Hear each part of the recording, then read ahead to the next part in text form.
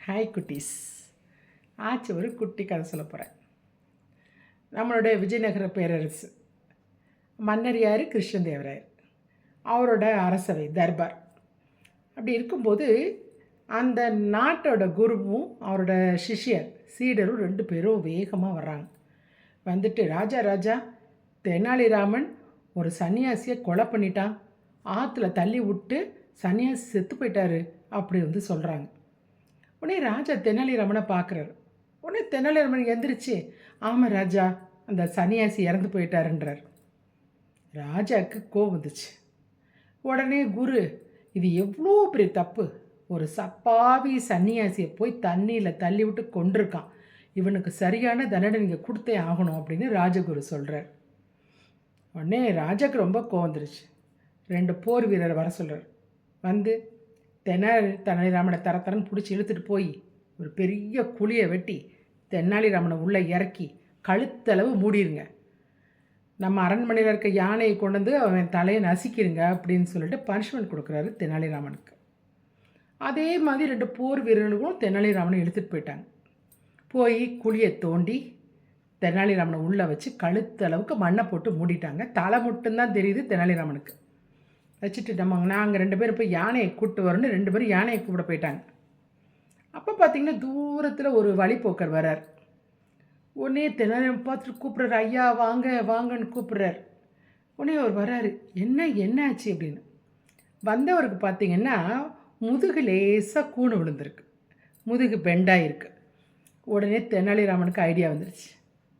ஒன்றும் இல்லை, எனக்கு ஒரு ட்ரீட்மெண்ட்காக உள்ளே இருக்கேன், எனக்கு உங்களை மாதிரி முதுகு கோணலாக இருந்துச்சு, கூணு விழுந்துருந்துச்சு, அதை ஸ்ட்ரைட் ஆக்கிறதுக்காக வேண்டி நானே குழியை பறித்து உள்ளே இறங்கிக்கிட்டேன். நீங்கள் என்னை இப்போ குழிலேருந்து வெளியே தூக்குங்களேன், என் முதுகு ஸ்ட்ரைட்டாக இருக்கும் அப்படின்றார். நீ வந்தவருக்கு ஆச்சரியமாயிடுச்சு. அப்படியா சொல்கிறீங்க அப்படின்னு விறுன்னு குழியை தோண்டி தெனாலிராமனை கஷ்டப்பட்டு மேலே ஏற்றி டொம்முன்னு போடுறார்.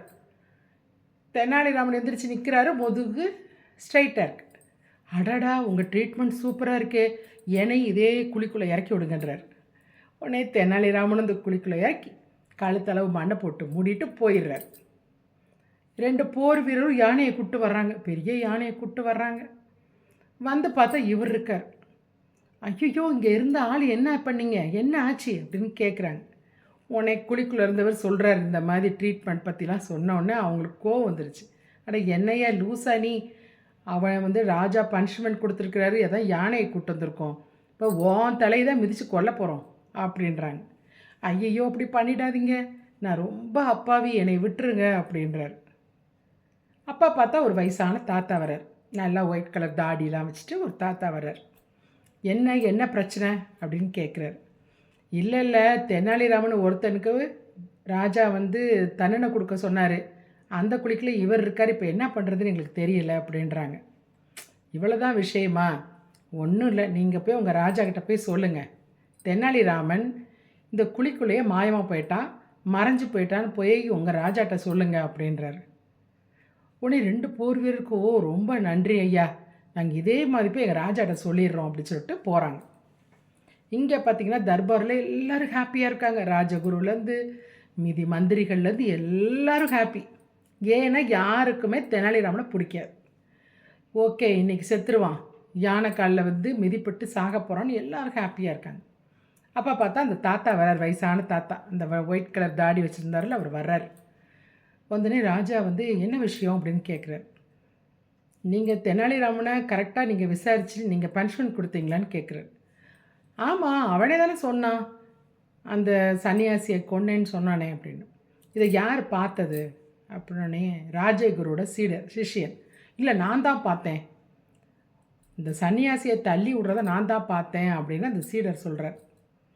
உடனே இந்த வயசான தாத்தா சொல்கிறாரு, நீ ஒழுங்காக உண்மையை சொல்லலைன்னா உனக்கு இதே மாதிரி யானை காலில் மிதிப்பட்டு செத்து போவனி, நீ உண்மையை சொல்கிறியா இல்லையா அப்படின்னு அதட்டுறார்.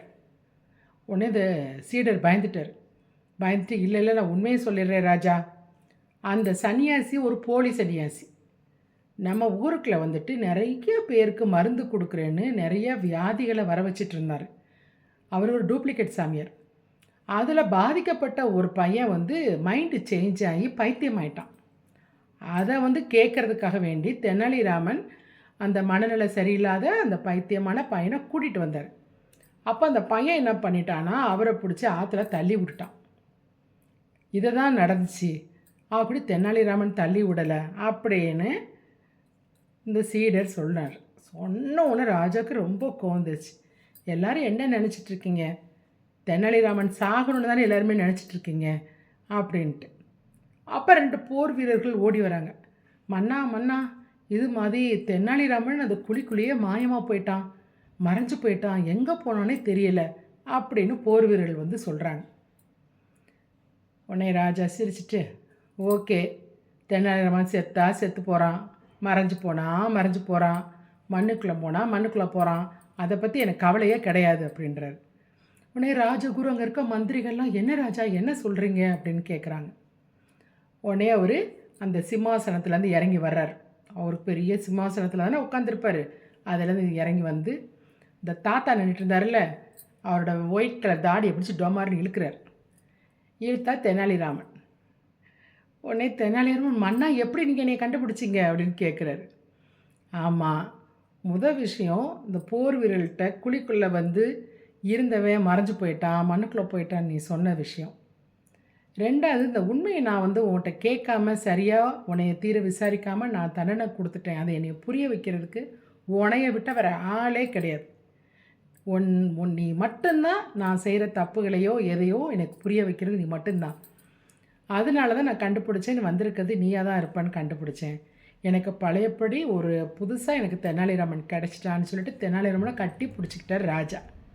அங்கே இருந்த மந்திரிகள் குருக்கள்லாம் மூஞ்சி மூணாயிடுச்சு. பழையபடி ராஜா ரொம்ப ஹாப்பி ஆகிட்டார். தெனாலிராமன் வந்து ஒரு புத்திசாலித்தனத்தினால அவர் உயிர் தப்பிச்சிட்டார். ஆச்சி அடிக்கடி சொல்லுவேன்ல, புத்திசாலித்தனம் நல்லது. அதுதான் ஆச்சி. நாளைக்கு இன்னொரு குட்டி கதையோடு வரேன்.